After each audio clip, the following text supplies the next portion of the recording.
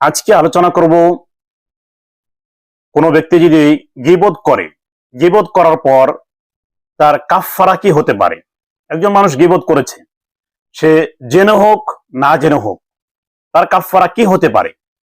এবং একজন ব্যক্তি গীবত করেছে এক ব্যক্তির, সে ব্যক্তি এখন জীবিত নেই, সে গীবতের কাফফারা সে কিভাবে আদায় করবে, কিভাবে সে গীবতের কাফফারা আদায় করবে, সে গীবতের গুনাহকে সে কিভাবে মাফ করতে পারে, কি উপায় রয়েছে এর জন্য, এ বিষয়ে আলোচনা করবো ইনশাআল্লাহ তাআলা।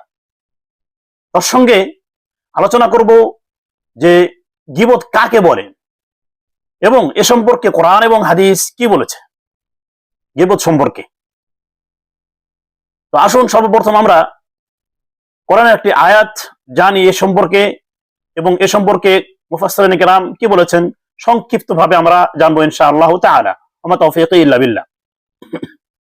আল্লাহ সুবহানাহু ওয়া তাআলা সূরাতুল হুজুরাতে বলেন, আয়াত নাম্বার 12, ইয়া আইয়ুহাল্লাযীনা আমানু ইজতানিবু কাসীরাম মিনায-যন্নি ইন্না বা'দায-যন্নি ইসমুন ওয়া লা তাজাসসাসু ওয়া লা ইয়াগতাব বা'দুকুম বা'দা আইয়ুহিব্বু আহাদুকুম আন ইয়াকুলা লাহমা আখিহি মাইতান ফাকারিহতুমু ওয়াত্তাকুল্লাহা ইন্নাল্লাহা তাওয়াবুর রাহিম। আল্লাহ সুবহানাহু ওয়া তাআলা এখানে ঈমানদারদেরকে, বিশ্বাস স্থাপনকারীদেরকে বলছেন, ডেকে বলছেন, তোমরা অধিকাংশ অনুমান সন্দেহ হতে দূরে থাকো, কারণ কোন কোন সন্দেহ অনুমান পাপ, কোন কোন সন্দেহ কোন কোন অনুমান করা পাপের কাজ। এবং তোমরা একে অন্যের গোপনীয় বিষয়কে সন্ধান করো না, একে অপরের গোপনীয় বিষয়কে সন্ধান করা থেকে দূরে থাকো, এবং তোমরা গীবত করো না, তোমরা এক অপরের গীবত করো না। এবং তোমাদের মধ্যে কি কেউ মনে আছে যে সে তার মৃত্যু ভাইয়ের গোশত খাওয়াকে পছন্দ করবে? ফাকারিহতুমু, অবশ্যই তোমরা এটাকে না পছন্দ করবে না। ওয়াত্তাকুল্লাহা, তোমরা আল্লাহকে ভয় করো। ইন্নাল্লাহা হুয়াত তাওয়াবুর রহিম, নিশ্চয় আল্লাহ সুবহানাহু ওয়া তাআলা তাওবা গ্রহণকারী এবং পরম দয়ালু। এই আয়াতের মধ্যে আল্লাহ সুবহানাহু ওয়া তাআলা তিনটি বিষয়কে নিষেধ করেছেন। যদি আমরা ভালোভাবে দেখি, আল্লাহ সুবহানাহু ওয়া তাআলা তিনটি বিষয়কে আয়াতের মধ্যে নিষেধ করেছেন। নাম্বার 1, কুধারণা রাখা, সন্দেহ করা। নাম্বার 2, কারো গোপনীয় বস্তুকে, কারো গোপনীয় ভুলকে সন্ধান করা, কারো গোপনীয় দোষকে সন্ধান করে মানুষের মাঝে ছড়িয়ে দেওয়া। 3 নাম্বার হচ্ছে গীবত করা। 3 নাম্বার হচ্ছে গীবত করা। আর গীবত হচ্ছে কোন ব্যক্তি সম্পর্কে এমন কথা বলা, কোন ব্যক্তি সম্পর্কে এমন কথা বলা যা সে শুনলে অসহনীয় মনে করবে, অর্থাৎ সে শুনলে অপছন্দ করবে, পছন্দ করবে না, সে ঘৃণা করবে, অথচ কিন্তু সেই বস্তুটা তার মধ্যে রয়েছে, এটাকে বলা হয় গীবত। আর যদি সে বস্তুটা তার মধ্যে না থাকে, তাকে বলা হয় তহমত লাগানো, তাকে তহমত লাগানো বলা হয়, যে সে বস্তুটা তার মধ্যে নেই, অথচ আপনি তার দিকে ধাবিত করছেন, সে করেনি, সে দোষ নেই তার ভিতরে, তাও আপনি এটা বলেন, এটা তহমত লাগানো হবে। তো এই আয়াতের মধ্যে আল্লাহ সুবহানাহু ওয়া তাআলা 3টি বিষয় থেকে নিষেধ করেছেন। নাম্বার 1, সন্দেহ, কুধারণা, এ বিষয়ে নিষেধ করেছেন। এটা হচ্ছে প্রথম। এ বিষয়ে রাসূল সাল্লাল্লাহু আলাইহি ওয়াসাল্লাম বলেন, তোমাদের কারো আল্লাহর প্রতি সুধারণা পোষণ করা ব্যতীত কেউ যেন মৃত্যুবরণ না করে। কারো মৃত্যুবরণ করা উচিত নয় যতক্ষণ পর্যন্ত সে আল্লাহর প্রতি সুধারণা পোষণ না করতে পারবে। এমনি ভাবে অন্য একটি হাদিস আসছে, রাসূল সাল্লাল্লাহু আলাইহি সাল্লাম বলেন, আল্লাহ সুবহানাহু ওয়া তাআলা বলেছেন, আমি আমার বান্দার সাথে তেমনই ব্যবহার করি যে যেমন সে আমার প্রতি, আমার সাথে, আমার সম্বন্ধে ধারণা রাখে। এবং সে এখন আমার প্রতি যা ইচ্ছা ধারণা রাখুক, যেমন ধারণা রাখবে তেমনই সে পাবে। হাদিসটি মুসনাদে আহমদে রয়েছে, আর আগা হাদিসটি সহিহ মুসলিমে রয়েছে এবং আবু দাউদ ইবনে মাজাতে রয়েছে। এমনি ভাবে দ্বিতীয় যে বিষয়টি এখানে নিষেধ করা হয়েছে এই আয়াতটির মধ্যে, সেটি হচ্ছে কারো দোষ সন্ধান করা, কারো দোষ সন্ধান করা, কারো দোষ খুদে খুদে বের করা। একটি দোষ করেছে কেউ জানে না, গোপনীয় দোষ, সে দোষকে খুদে খুদে মানুষের সম্মুখে প্রচার করা, আচড়িয়ে আচড়িয়ে মানুষের সম্মুখে বের করা। এ বিষয়ে রাসূল সাল্লাল্লাহু আলাইহি ওয়াসাল্লাম বলেছেন, হে সেই লোকজন, তোমরা শুনে রাখো, যারা ঈমান নিয়ে এসেছো, মুখে ঈমান নিয়ে এসেছো, এখনো ঈমান তোমাদের কলবের ভিতরে অন্তরে প্রবেশ করতে করেনি, তোমরা মুসলিমদের গোপনীয় বিষয়ে খুঁজে বেরিও না, তোমরা মানুষের গোপনীয় বিষয়ে সন্ধানে লেগে যেও না। যে ব্যক্তি মুসলমানদের দোষ ত্রুটি, যে ব্যক্তি মুসলিমদের গোপনীয় বিষয় তালাশ করবে, সন্ধান করে বেড়াবে, আল্লাহ সুবহানাহু ওয়া তাআলা তার দোষকে সন্ধান করবে, আল্লাহ সুবহানাহু ওয়া তাআলা তার দোষের পিছনে লাগবে। আর যদি শুনে রেখো, যদি আল্লাহ সুবহানাহু ওয়া তাআলা কোনো ব্যক্তির দোষের পিছনে লেগে যায়, তাকে আল্লাহ সুবহানাহু ওয়া তাআলা তার বাড়িতে লাঞ্ছিত এবং বঞ্চিত করে। হাদিস আবু দাউদে রয়েছে, হাদিস নাম্বার 4880। এমনি ভাবে এই আয়াতটিতে তৃতীয় যে বিষয়টি নিষেধ করা হয়েছে সেটি হচ্ছে গীবত। এ বিষয়ে নিষিদ্ধ করতে গিয়ে আরো গুরুত্ব দেওয়া হয়েছে। তারপর বলা হয়েছে, আইয়ুহিব্বু আহাদুকুম আইয়াকুলা লাহমা আখিহি মাইতান ফাকারিহতুমু, তোমরা কি পছন্দ করবে যে তোমাদের মৃত্যু ভাইয়ের গোশত তোমরা খাও? এটা তোমরা কখনোই পছন্দ করবে না। অর্থাৎ গীবত করা মানে তোমাদের মৃত্যু ভাইয়ের মাংস তোমাদের চাবিয়ে চাবিয়ে চাবিয়ে চাবিয়ে খাওয়া। এখন তুমি যদি তোমার মৃত্যু ভাইয়ের মাংস গোশত খেতে চাও, তাহলে তুমি গীবত করো। আর যদি তুমি তোমার মৃত্যু ভাইয়ের মাংস না খেতে চাও, এটা থেকে বাঁচতে চাও, তাহলে তোমাকে গীবত থেকেও বাঁচতে হবে।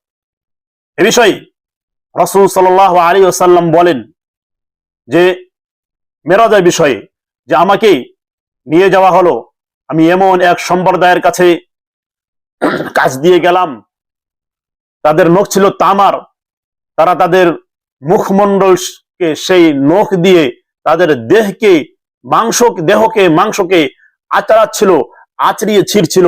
আমি জিবরাইল আলাইহিস সালামকে জিজ্ঞাসা করলাম, এরা কারা? তিনি বললেন, এরা তাদের ভাইয়ের গীবত করত এবং তাদের ইজ্জত হানি করত। দুনিয়ার ভিতরে তারা তাদের যে ভাই রয়েছে, মুসলিম ভাই, মুসলিম আরেক মুসলিমের ভাই। আল্লাহ সুবহানাহু ওয়া তাআলা বলেন, ইন্নামাল মুমিনুনা ইখওয়া, মুমিনরা সবাই ভাই ভাই। আপনি শুধু আপনার নিজের ভাইয়ের গীবত করবেন না এটা নয়, আপনার যত মুমিন রয়েছে পৃথিবীর বুকে, সমস্ত মুমিন এক অপরের ভাই, সমস্ত মুমিনই এক অপরের ভাই। গতিকে কারো গীবত করা যাবে না। যদি আপনি অন্য কারো গীবত করেন, তাহলেও আপনি আপনার মৃত্যু ভাইয়ের মাংস খেলেন, আপনার নিজের মৃত্যু ভাইয়ের মাংস খেলেন, যদি আপনি অন্য কারো গীবত করেন। এমনি ভাবে রাসূল সাল্লাল্লাহু আলাইহি সাল্লাম আরো বলেন, হাদিস সহিহ মুসলিমে রয়েছে, হাদিস নাম্বার 105, হুযায়ফা রাদিয়াল্লাহু আনহু থেকে বর্ণিত, তিনি বলেন যে আন্নাহু বালাগাহু আন্না রাজুলান ইয়ানুমুল হাদিসা, একজন ব্যক্তি গীবত করে। তখন হুযায়ফা রাদিয়াল্লাহু আনহু বলেন, আমি রাসূল সাল্লাল্লাহু আলাইহি সাল্লামকে বলতে শুনেছি, লা ইয়াদখুলুল জান্নাতা নাম্মাম, গীবতকারী কখনো জান্নাতে প্রবেশ করবে না, গীবতকারী জান্নাতে প্রবেশ করবে না। এটা রাসূল সাল্লাল্লাহু আলাইহি সাল্লাম বলেছেন। এমনি ভাবে রাসূল সাল্লাল্লাহু আলাইহি সাল্লাম আরো বলেছেন, আব্দুল্লাহ বিন মাসউদ রাদিয়াল্লাহু আনহু থেকে বর্ণিত, ইন্না মুহাম্মাদুন সাল্লাল্লাহু আলাইহি সাল্লাম قال, আব্দুল্লাহ বিন মাসউদ রাদিয়াল্লাহু আনহু বলেন, মুহাম্মদ সাল্লাল্লাহু আলাইহি ওয়াসাল্লাম বলেছেন, আলা উনাব্বিউকুম মাল আদা, আমি কি তোমাদেরকে বলবো না, তোমাদেরকে খবরদার করব না যে আদা কাকে বলে? এই আদা শব্দটি দুইটাই পড়া হয়েছে, ইদা আর আদা পড়া হয়েছে। রাসূল সাল্লাল্লাহু আলাইহি ওয়াসাল্লাম বলছেন যে আদা কাকে বলে তোমাদেরকে বলবো না, হিয়ান নামিমা, এটা হচ্ছে গীবত, এটা হচ্ছে গীবত। তারপরে আবার ব্যাখ্যা করে বলছেন, আল ক্বালাতু বাইনান নাস, মানুষের মাঝে কথা বলা, অর্থাৎ এক অপরের গীবত করা, এক অপরের গীবত করা। তারপর আব্দুল্লাহ বিন মাসউদ রাদিয়াল্লাহু আনহু বলছেন, ওয়া ইন্না মুহাম্মাদান সাল্লাল্লাহু আলাইহি ওয়াসাল্লাম قال, মুহাম্মদ সাল্লাল্লাহু আলাইহি ওয়াসাল্লাম আরো বলেছেন, ইন্নার রাজুলা ইয়াসদুকু হাত্তা ইউকতাবা সিদ্দীকা, মানুষ সত্য বলতে থাকে এতক্ষণ কি আল্লাহ সুবহানাহু ওয়া তাআলার কাছে তাকে সিদ্দিক, সত্যবাদী লেখা হয়ে যায়। এবং মানুষ মিথ্যা বলে, যখন মিথ্যা বলতে থাকে আদি হয়ে যায়, অভ্যাস হয়ে যায়, তখন আল্লাহ সুবহানাহু ওয়া তাআলার কাছে তাকে মিথ্যাবাদী লেখা হয়। হাদিস সহিহ মুসলিম, হাদিস নাম্বার 2606। এমনি ভাবে রাসূল সাল্লাল্লাহু আলাইহি সাল্লাম আরো বলেন, আবু হুরায়রা রাদিয়াল্লাহু আনহু থেকে বর্ণিত, তিনি বলেন, রাসূল সাল্লাল্লাহু আলাইহি সাল্লাম বলেছেন, আতাদরুনা মাল মুফলিস, মুফলিস কে, অসহায় কে, গরীব মিসকিন কে? সাহাবায়ে কেরাম রাদিয়াল্লাহু আনহুম বললেন, আল মুফলিসু ফিনা মান লা দিরহাম লাহু ওয়া লা মাতা', মুফলিস সেই ব্যক্তি, অসহায় সেই ব্যক্তি, গরীব সেই ব্যক্তি যার কাছে, আমাদের মধ্যে যার কাছে না টাকা পয়সা আছে না ধন সম্পদ আছে, সেই ব্যক্তি হলো গরীব। রাসূল সাল্লাল্লাহু আলাইহি ওয়াসাল্লাম বললেন, ইন্নাল মুফলিসা মিন উম্মতি ইয়াতি ইয়াউমাল কিয়ামাতি বিসসালাতিন ওয়া সিয়ামিন ওয়া যাকাতিন, আমার উম্মতের মধ্যে মুফলিস, অসহায়, গরীব, মিসকিন সেই ব্যক্তি, যে ব্যক্তি কিয়ামতের দিন আসবে এমন অবস্থায় কি তার কাছে তার নামাজ থাকবে, তার সালাত থাকবে, তার সিয়াম থাকবে, তার যাকাত থাকবে। দুনিয়ায় থাকা অবস্থায় নামাজ পড়েছে, অনেক নামাজ পড়েছে, সে দুনিয়ায় থাকা অবস্থায় সে সিয়াম রেখেছে, অনেক সিয়াম রেখেছে, এমনি ভাবে সে যাকাত প্রদান করেছে, যাকাত দিয়েছে। ওয়ায়াতি ক্বাদ শাতামা হাদা ওয়া কাযফা হাদা ওয়া আকালা মাল হাদা ওয়া সাফাকা দামা হাদা ওয়া দারাবা হাদা, এবং সে এমন অবস্থায় আসবে কিয়ামতের দিনে যে সে কাউকে গালি দিয়েছে, কারো তুহমত লাগিয়েছে, কারো গীবত করেছে, এবং কারো মাল সম্পদ খেয়েছে, এবং কারো রক্ত প্রবাহিত করেছে, এবং কাউকে মেরেছে। ফায়ুতা হাদা মিন হাসানাতিহি, তখন তার যে নেকি রয়েছে, সে ব্যক্তির নেকি থেকে যার গীবত করেছে, যাকে মেরেছে, যার রক্ত প্রবাহিত করেছে, যার মাল খেয়েছে, যাকে গালি দিয়েছে, যাকে তুহমত লাগিয়েছে, তাকে নেকি দিয়ে দেওয়া হবে। ওয়াহাদা মিন হাসানাতিহি, এবং যখন তাদের এই গীবতকারীর নেকি শেষ হয়ে যাবে, তখন উখিযা মিন খাতায়াহুম ফাতুরিহাত আলাইহিম, যার গীবত করেছে তার যদি গুনাহ থাকে, তার গুনাহ থেকে গুনাহ নিয়ে ওই ব্যক্তির ঘাড়ে চাপিয়ে দেওয়া হবে, এবং তারপর তাকে জাহান্নামে নিক্ষেপ করা হবে। এই হচ্ছে গীবত। গীবত অনেক ভয়াবহ।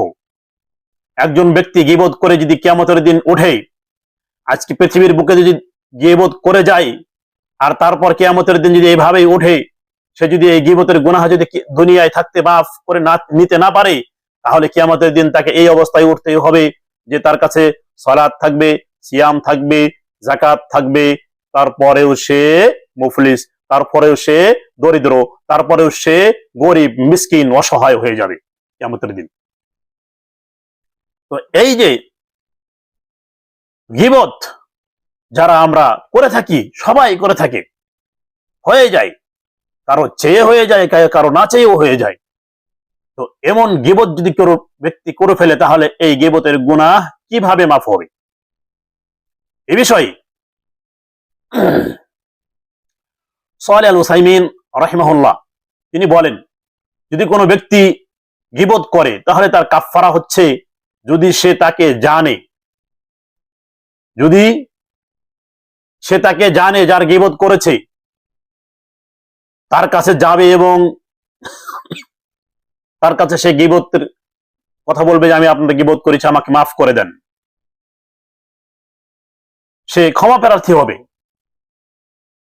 এটা হচ্ছে একদিকে, যদি জীবিত থাকে বা জানে। আর যদি সে ব্যক্তিকে না জানে, বা সে ব্যক্তি মৃত্যুবরণ করেছে, জানে কিন্তু মৃত্যুবরণ করেছে, তাহলে কি করতে হবে?